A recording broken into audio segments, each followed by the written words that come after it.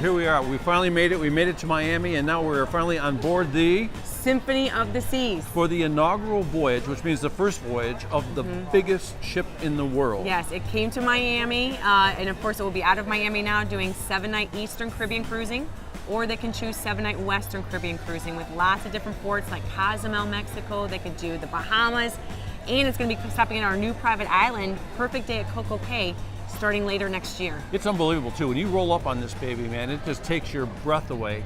Got on board fast. They had a brand new terminal out there, and we came, and this is what we saw when we walked inside the ship. This is what you will see when you enter on. So this is our Royal Promenade. This is deck 5. It's a magic world is what it is. Yes, but there are tons of decks. This is just one, and this right here, if you've ever been to Vegas, this is kind of like, it reminds me of Vegas because you have shops and restaurants, and people can sit out front and kind of watch people go by. And that right there is actually our rising tide glass bar. It's what I like to call a fancy elevator that serves drinks. It goes from deck 5 up to deck 8, which is where Central Park is at.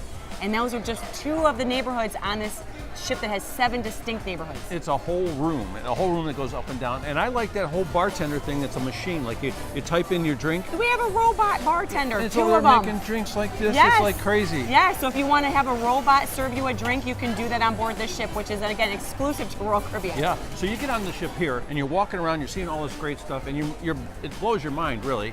But then you're thinking about you want to throw your bathing suit on and get up into some sunshine. Up on the deck, we have the pool and sports zone. It's everywhere. Of pools. There's a kids area. There's an adult only area. There's tons of pools. We have 2 flow riders, so if people want to try their chance at knee boarding or surf simulating, they can do all that on board. There's a zip line back there. Tons of activities.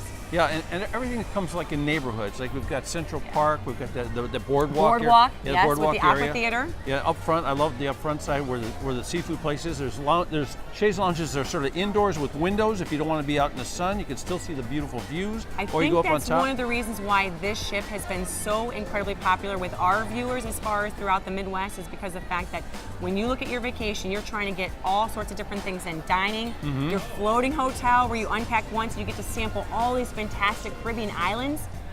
There's no better value. Yeah, I mean the excursion. So you're on the ship, and it takes you a while. I mean, there's like 18 decks on this thing. Right. Well, we're in Nassau today, so people can actually go ashore. They can actually explore. They can do a beach if they want to. Dolphins. They can do swimming with the dolphins. Yeah. And there's tons of different shore excursions that they can choose from. And all different stops and different cruises. Yes. So that everyone has their own menu kind of thing going on here. And some people even stay on board the ship and just enjoy the ship because this is where the ship became the destination besides the ports of calls themselves. Talk about a great vacation, though. You know, it's like when I travel a lot, and I'm always moving from hotel to hotel, unpacking my closet, repacking my bag. Just when you go to all these places, you never have to leave your hotel room. Your hotel room waits for you here. And then sometimes you don't want to get off because how many? 20 restaurants? 20 plus different restaurants. And some of them pretty fancy, huh? Oh yeah, we got some fancy ones, but there's at least one complimentary one in every single one of the 7 neighborhoods. Yeah, and I like the one I had dinner last night, and one that was like it was like you saw in the movies with all the big round tables, and the captain comes down, he comes at dinner. It's in one of the main dining rooms. That's the main seating. That's 3 decks tall, so they have their choice between early seating or late seating, or they can pick and choose their time between 5:30 and 9:30 p.m. in that dining room. But the menu rotates every evening, so they will have phenomenal dining experiences with different food offering choices every single night of their cruise, and that's all included. Or you can just roll off the back of the ship a little bit and have a hot dog.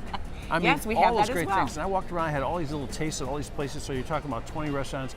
There's 6 of them, 7 of them might be like gourmet style restaurants. Yes. Some are casual. There's something for everybody. Some more high end. We also have self-service ice cream available every day. So if people want 3 ice cream cones a day, they can do it. How about the candy shop too? Candy shop, they have that as well. Yeah. Yep. So it's Royal Caribbean, folks, and this is some ship, the biggest ship in the world. They call her Symphony.